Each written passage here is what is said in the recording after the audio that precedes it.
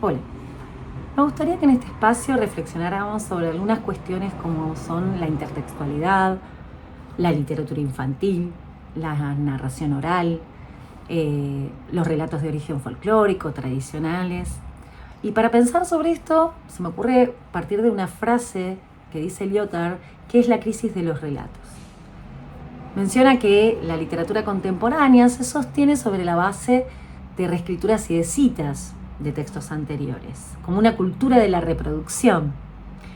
Y termina siendo el texto, como dice Barthes, un tejido de citas.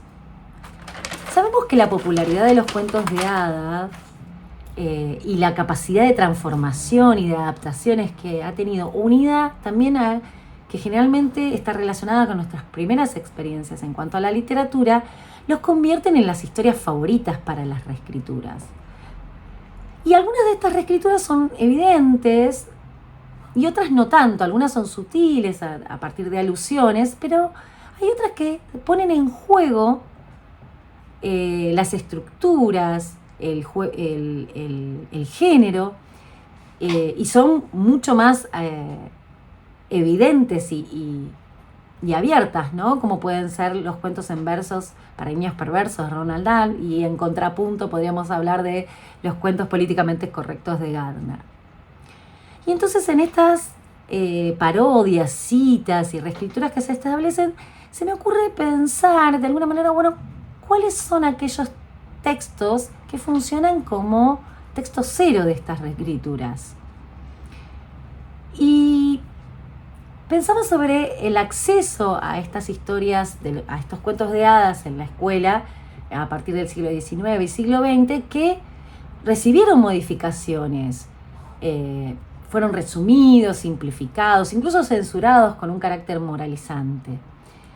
Y muchas de las escrituras fijas quedaron también como lo que fue material para las versiones fílmicas, que en el siglo XX tan populares terminaron quedando como versiones hegemónicas. Sabemos que en la cuestión de la narración oral, en la oralidad, la originalidad justamente está en las interpretaciones, ¿no? En esos momentos, en ese momento de narración, como único, irrepetible y colectivo que transmite ese narrador. Tanto sea de narraciones y cuentos de origen folclórico, como algunos que, si bien tienen un autor, han sido adoptados por la población como algo colectivo, ¿no? Y queda como desdibujado ese autor individual. Y se me ocurrió preguntar si realmente existe un conocimiento en el público infantil de estas versiones, más cercanas a aquello que está relacionado con la impronta, con lo característico del origen folclórico o tradicional. Y que si esas reescrituras realmente consideran las implicancias simbólicas de estos relatos, o a veces algunas pueden ser más superficiales, con cambios relacionados más con lo superficial o con una ideología dominante de un momento. Walter Benjamin habla sobre la figura del narrador como aquel que se apropia del material de una manera artesanal, porque lo transforma a partir de su experiencia de vida, de su experiencia y de otros, dice él, ¿no? El escucharlo narrado por otros también lo transforma como propia experiencia. Y termina siendo o ejerciendo un material de una forma que lo convierte en algo útil, sólido y único. Sabemos que la narración y la lectura son actividades diferentes, pero lo que quería pensar en este momento es qué hacemos nosotros con el material, ¿no? Mediadores, ¿qué hacemos con ese material que vamos a presentar? Y para pensar en todo esto, continúo con Benjamin porque él pone un ejemplo, una historia, no lo dice con estas palabras, pero yo quizás lo sintetizo así. Él dice: la narración termina cuando la especulación o la explicación empieza. Y él pone el ejemplo de una narración sobre un rey egipcio que es derrotado, conquistado, y que en las filas entre los que van a la ejecución pasa su hijo, y este rey permanece impávido, ¿no? No muestra ninguna señal de sentimientos o dolor. Lo mismo cuando ve a la hija en la fila de las mujeres que van a ser esclavizadas, el hombre no muestra ninguna sensación, pero cuando ve a su sirviente en la fila de los esclavizados, de los capturados, el hombre desborda y hace una escena donde manifiesta todo su dolor y su pena. Entonces, ahí termina la narración, dice Walter Benjamin. Vendrán otros después a decir, bueno, fue la gota que rebalsó el vaso, porque él estaba aguantando el dolor, pero ya no pudo más con algo tan pequeño, con un detalle.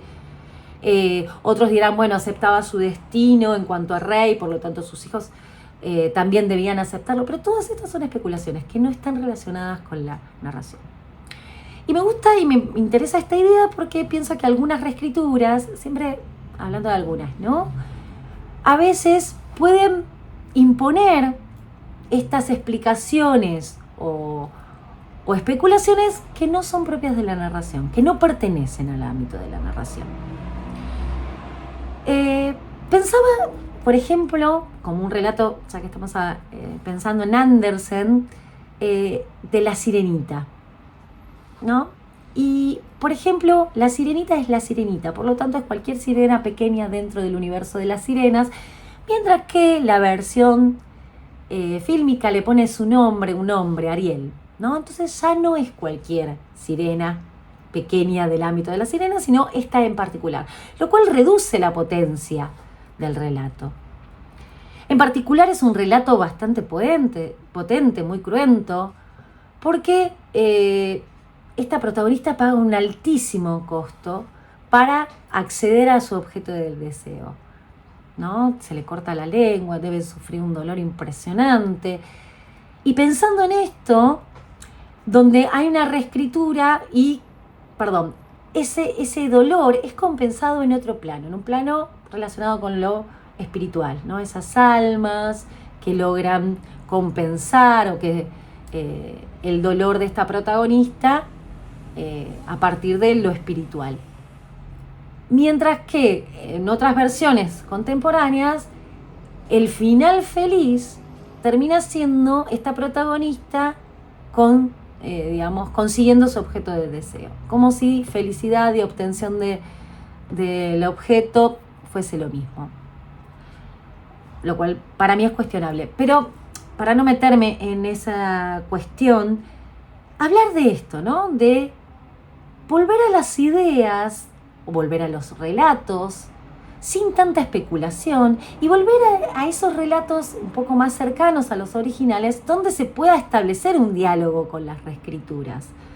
Me parece que la vuelta a la narración, a leer y a contar historias relacionadas con nuestra propia condición humana, nuestro propio patrimonio humano, es una posibilidad de acceder a los referentes simbólicos. Hace una semana escuché la noticia de un hombre que fue tragado por una ballena y después lo escupió, y me pareció impresionante, ¿no? Tuvo mucha potencia esa noticia, pero por una cuestión que estaba relacionada con lo que yo podía relacionar con historias literarias. Y entonces se me ocurrió tomar una frase, para terminar, de Freud, que dice que la ciencia moderna aún no ha alcanzado un remedio tan potente y tranquilizador como unas pocas palabras amables, dice él. Bueno, yo diría como unas pocas historias narradas. En tiempos donde se acelera el tiempo y no alcanza, en tiempos donde la inteligencia artificial supone reemplazar otras cosas, donde no existe el tiempo no apurado, me parece que volver a trabajar y a producir estos relatos o a transmitir estos relatos nos conecta con los otros, con la naturaleza, con esta condición del humano de ser narrado, de ser contado, ¿no? Para las nuevas generaciones, desde las generaciones anteriores.